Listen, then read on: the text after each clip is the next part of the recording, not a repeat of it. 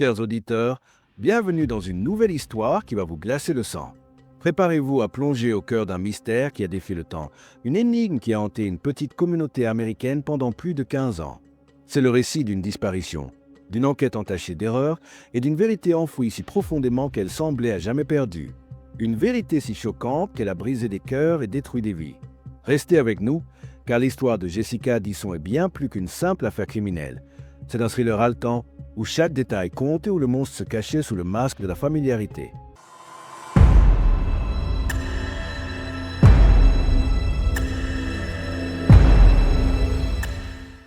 Notre histoire commence dans la paisible ville de Shepherdsville, Kentucky, en 1999.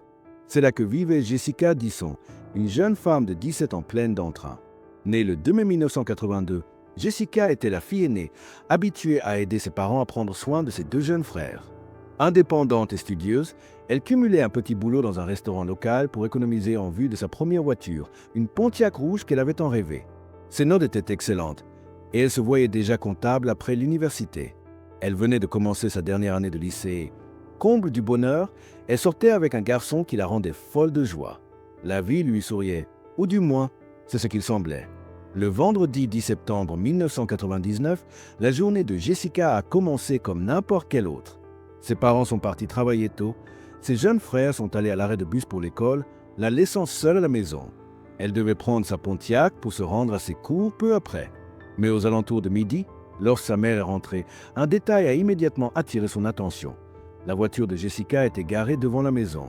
Elle aurait dû être en classe à cette heure-là. Le cœur serré, la mère de Jessica est entrée dans la maison, persuadée que sa fille avait simplement trop dormi. Mais la chambre de Jessica était vide. Un frisson d'inquiétude l'a parcourue. Pensant à un problème mécanique, elle a pris une clé de rechange pour démarrer la voiture. Mais en s'approchant, la scène qu'elle a découverte a transformé l'inquiétude en terreur. La portière conducteur était entr'ouverte. Pire encore, le téléphone portable de Jessica gisait sur le siège, avec les chiffres 9 et un composé sur l'écran. Sous le siège avant, traînaient une de ses chaussures et ses clés. À l'arrière, ses manuels scolaires, ses vêtements de travail et son sac à main.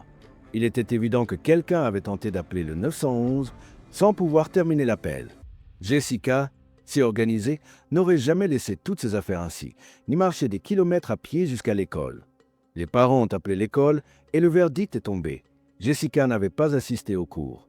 Quelques heures plus tard, son meilleur ami du restaurant a appelé, disant que Jessica ne s'était pas présentée à son service.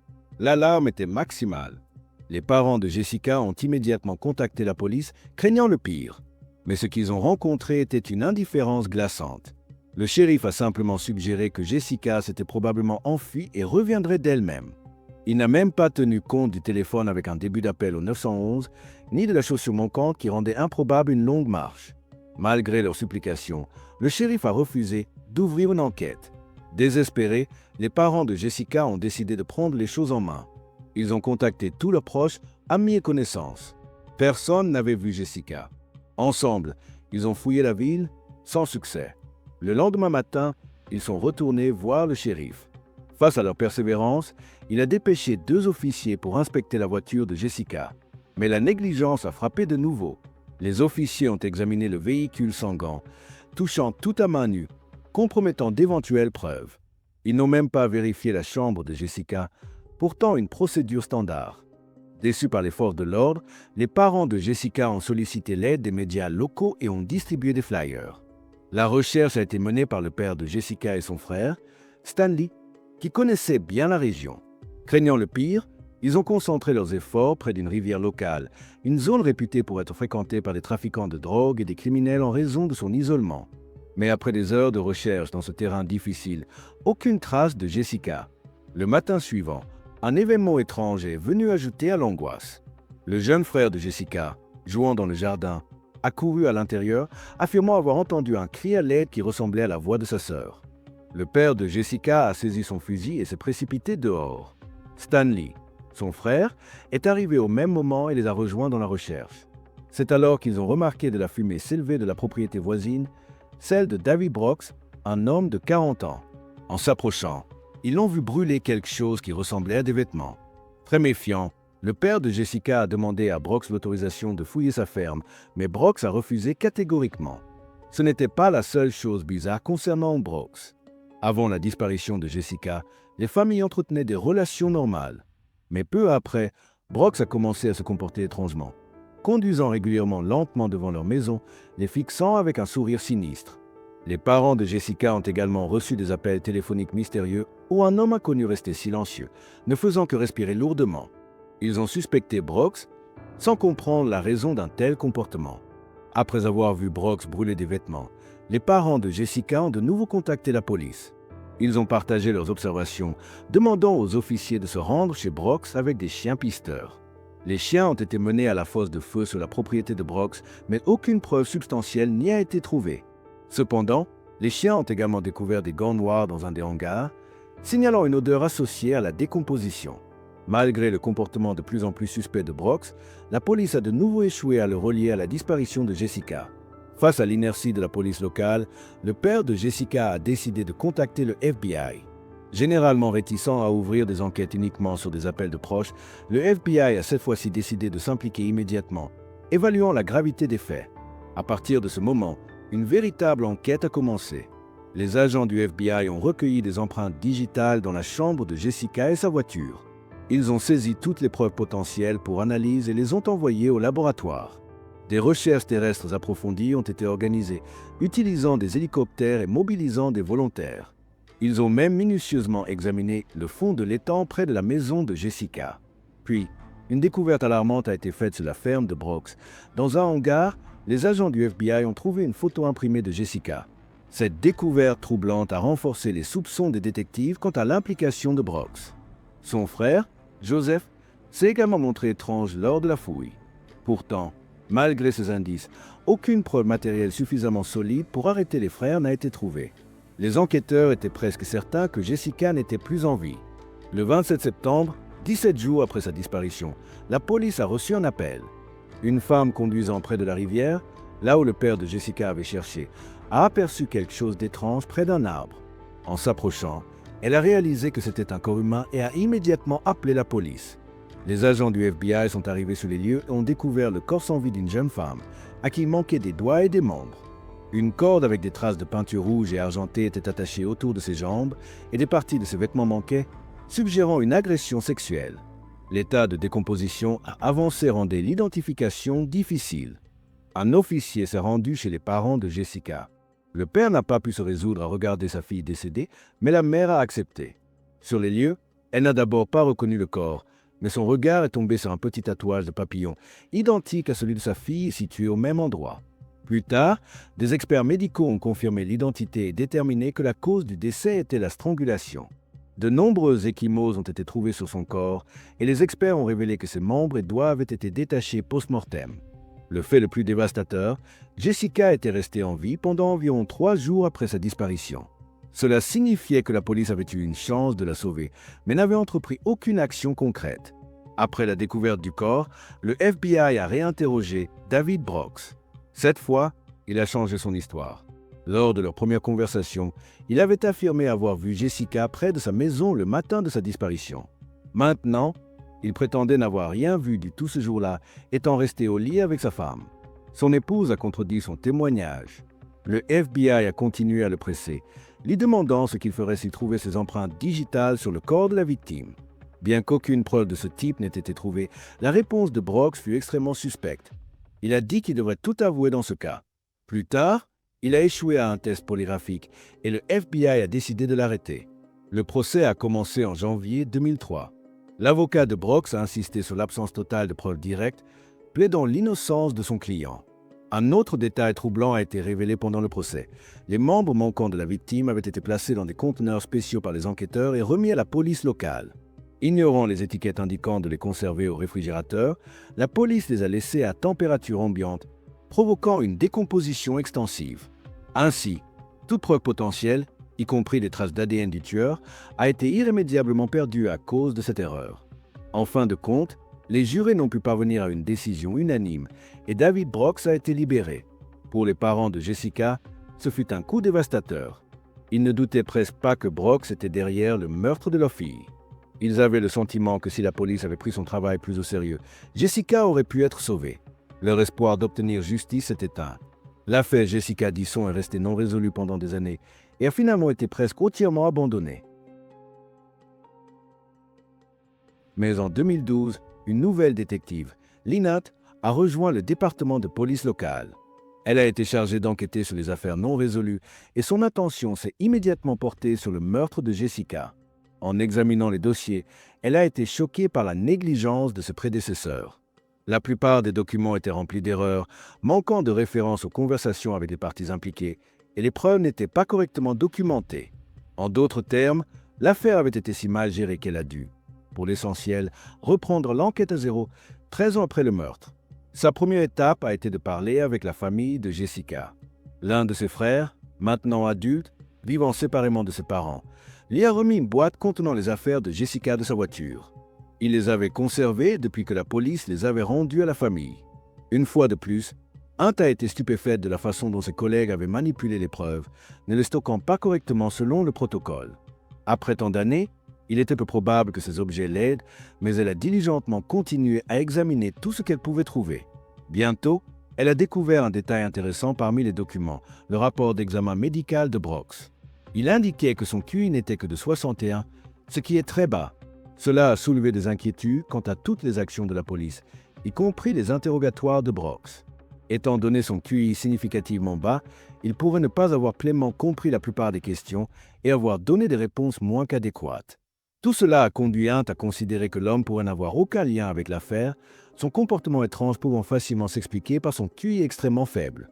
Hunt a alors commencé à se demander qui d'autre aurait pu commettre ce meurtre. Elle a mené des recherches approfondies sur toutes les personnes impliquées dans l'affaire ou vivant à proximité. Cela a duré jusqu'en septembre 2014, près de 15 ans après la mort de Jessica. Un collègue d'un autre département a appelé Hunt pour partager une information intrigante. Un détenu d'une prison d'État du Kentucky affirmait connaître la véritable identité du meurtrier de Jessica Disson. Hunt a abordé cette piste avec un léger scepticisme, car souvent, les informations des détenus se révèlent être des fabrications pour obtenir une libération anticipée. Néanmoins, elle savait qu'elle ne pouvait pas ignorer cette piste sans vérification. Elle s'est rendue à la prison et a rencontré l'homme. Selon lui, il avait partagé une cellule pendant un certain temps avec un individu condamné pour abus sur enfant, la même accusation que lui. Sur ce terrain d'entente, les deux étaient devenus amis et avaient échangé des détails sur leur crime. Un jour, le compagnon de cellule lui a confié, entre autres choses, qu'il avait assassiné Jessica Disson. Après cela, l'informateur a laissé tomber une bombe, donnant à la détective le nom de cet homme, la laissant sous le choc. C'était Stanley Disson, l'oncle de Jessica, le frère de son père. Selon l'informateur, Stanley lui avait raconté avoir abusé sexuellement de Jessica pendant plusieurs années alors qu'il vivait chez eux. Il avait menacé de la tuer ou de tuer quelqu'un de proche si elle en parlait un jour. Au printemps 1999, lorsque Jessica a eu un petit ami, Stanley a commencé à craindre que tôt ou tard, elle ne lui confesse les abus de son propre oncle. Le matin du 10 septembre, Stanley est arrivé chez elle alors que Jessica était seule. Elle était dehors, montant dans sa voiture après y avoir chargé toutes ses affaires. Stanley l'a approchée et lui a exigé qu'elle rompe avec son petit ami, mais Jessica a refusé et a menacé de le dénoncer s'il ne la laissait pas tranquille. Il a commencé à la menacer et elle a tendu la main vers son téléphone, tentant de composer le 911. Stanley a essayé de l'attraper, mais Jessica s'est libérée et a couru dans la maison. L'homme l'a suivie jusqu'à sa chambre, l'a frappée et l'a ligotée dans ses draps avant de l'emmener dans un hangar abandonné, non loin de l'endroit où son corps serait retrouvé plus tard. Stanley l'a gardée en vie là-bas pendant plusieurs jours, la soumettant à des abus et des tortures. Puis il l'a tuée, a déplacé le corps vers un endroit visible près de la route et a enterré les draps dans le sol sous le hangar. Il a également mentionné qu'après le meurtre, il avait retiré certains des membres de la victime, espérant tromper la police en leur faisant croire à l'implication de trafiquants de drogue. La détective Hunt a réalisé que cette information n'avait jamais été divulguée. Seuls les plus proches parents de Jessica connaissaient les membres manquants, donc l'informateur n'aurait pas pu fabriquer ce détail. Enfin, il a également ajouté que Stanley avait enterré la chaussure de Jessica sous un arbre cassé près du hangar. Hunt a décidé de vérifier toutes ces informations sur les preuves enterrées. Étant donné le manque de personnel au sein du département de police locale, personne ne pouvait l'aider. Elle a donc contacté le frère de Jessica et quelques autres proches qui ont accepté de participer à la recherche. Elle ne leur a pas dit que Stanley pourrait être le meurtrier, décidant de trouver d'abord des preuves pour étayer ses accusations choquantes. Le premier jour de la recherche, sous une pluie battante, ils n'ont trouvé aucun indice. Ils ont creusé dans les zones correspondant à la description de l'informateur, sans résultat. Le lendemain, le frère de Jessica et Hunt sont retournés sur le site. En chemin, il a désigné une grange abandonnée le long de la route. Ils s'y sont rendus et ont commencé à creuser le sol à l'intérieur. Presque immédiatement, une avancée tant attendue a eu lieu. Ils ont découvert un drap de lit enterré. Hunt a recueilli la preuve et s'est dépêché de rentrer chez Jessica. Pendant toutes ces années, ses parents n'avaient apporté aucune modification à sa chambre. Elle était restée exactement telle qu'elle le jour où leur fille avait disparu. Grâce à cela, Hunt a pu confirmer que le drap de lit trouvé faisait partie de la literie de Jessica. Il manquait du lit et l'autre linge partageait le même motif. Immédiatement après cette découverte, Stanley a été arrêté et interrogé. Il a refusé d'avouer le crime, bien qu'il ait paru visiblement secoué pendant la conversation avec les détectives. Finalement, il a été inculpé de meurtre et l'affaire a été portée devant les tribunaux. Le père de Jessica n'arrivait pas à croire que son propre frère avait commis un acte aussi odieux contre sa fille. Il a traversé une phase de déni complet, mais a finalement accepté cette insupportable réalité. Plus tard, il s'est souvenu que, dans les premiers jours de la disparition de Jessica, c'était Stanley qui avait suggéré de chercher le corps près de la rivière. Cependant, pendant la recherche, il s'était soudainement senti mal et son frère l'avait ramené à la maison. Il s'est avéré que cela s'était produit à quelques centaines de mètres seulement de la grange où se trouvait Jessica, suggérant que Stanley les avait délibérément détournés de la retrouver alors qu'elle était encore en vie. Pendant la préparation du procès, la détective Hunt a enquêté sur le passé du suspect, cherchant des preuves supplémentaires. Elle savait déjà qu'il avait purgé une peine pour avoir agressé une autre jeune fille de leur famille. Mais Hunt a vite découvert un fait encore plus troublant. Plusieurs autres femmes étroitement liées à Stanley ont déclaré à la police qu'il avait abusé sexuellement d'elle à un jeune âge. Le schéma était cohérent. Il disait à ses proches qu'il n'avait temporairement nulle part où vivre et leur demandait de le laisser séjourner chez eux pendant un certain temps. Une fois seul avec les jeunes filles, Stanley commettait ses actes odieux, utilisant des menaces pour les réduire au silence. En entendant toutes ces histoires, la police a conclu que Stanley agissait ainsi depuis 3 décennies. Malgré tout cela, la détective Hunt a réalisé qu'obtenir une condamnation pour le meurtre serait difficile, car il n'y avait presque aucune preuve directe contre Stanley, comme des empreintes digitales ou de l'ADN. Elle a continué à creuser l'affaire jusqu'à ce qu'elle tombe sur une boîte de vieux dossiers qu'elle n'avait pas encore examinés. En parcourant son contenu, Hunt a été une fois de plus choqué par l'incompétence de ses prédécesseurs qui avaient initialement traité l'affaire. Dans la boîte, il y avait une lettre datée du 26 juin 2002. Un autre informateur avait écrit à la police la même histoire que Hunt avait entendue seulement 12 ans plus tard de la bouche du détenu de la prison du Kentucky. À l'été 2002, Stanley purgeait déjà une peine pour avoir agressé une parente mineure. Pendant ce temps, il avait raconté à son compagnon de cellule avoir assassiné Jessica. Ce compagnon de cellule, qui était un informateur de police, avait écrit une lettre au département traitant l'affaire, divulguant tous les détails macabres de ce que Stanley avait fait à sa nièce. Et qu'a fait la police? Selon vous, ils ont simplement ignoré la lettre, probablement convaincus de l'implication de Brooks à cette époque. Ils n'ont donc pas pris la peine d'examiner d'autres suspects. Encore une fois, Hunt a été déçu par le manque de professionnalisme de ses collègues. Si seulement ils avaient accordé plus d'attention à leur travail, cette affaire aurait pu être résolue dès 2002. Le procès a commencé en 2015 et Stanley a clamé son innocence. Présents dans la salle d'audience, les parents de Jessica pouvaient à peine regarder leurs proches qui avaient détruit leur vie. Ils étaient également furieux qu'ils ne puissent pas simplement avouer pour leur apporter une sorte de conclusion. L'accusation a estimé que les chances d'obtenir un verdict de culpabilité pour meurtre étaient relativement faibles, principalement parce qu'il n'y avait presque aucune preuve substantielle contre lui. Il y avait également un problème avec les accusations d'agression impliquant d'autres jeunes filles de la famille. Tout aurait dû témoigner devant le tribunal, décrivant les actions de Stanley contre elles en grand détail. L'accusation a donc décidé de proposer à Stanley un accord de plaidoyer. Ils ont accepté de retirer la peine de mort en échange de la confession de Stanley, à la fois pour les agressions sur les proches et le meurtre de Jessica. Finalement, il a accepté et a plaidé coupable. Dans le cadre de l'accord, il n'était pas tenu de divulguer de détails spécifiques sur les crimes. Les parents de Jessica, qui désiraient connaître toute la vérité, n'en étaient pas satisfaits, mais Stanley est resté silencieux selon les termes de l'accord de plaidoyer. Le meurtrier a reçu une peine de 20 ans de prison, avec possibilité de libération conditionnelle après 15 ans. Étant donné qu'il avait 56 ans au moment de la condamnation, Stanley pourrait être libéré à 71 ans. Après le procès, le père de Jessica a promis que si son frère ne mourait pas en prison, il l'attendrait pour prendre les choses en main. En 2019, Stanley a donné sa première interview, affirmant n'avoir pas tué Jessica.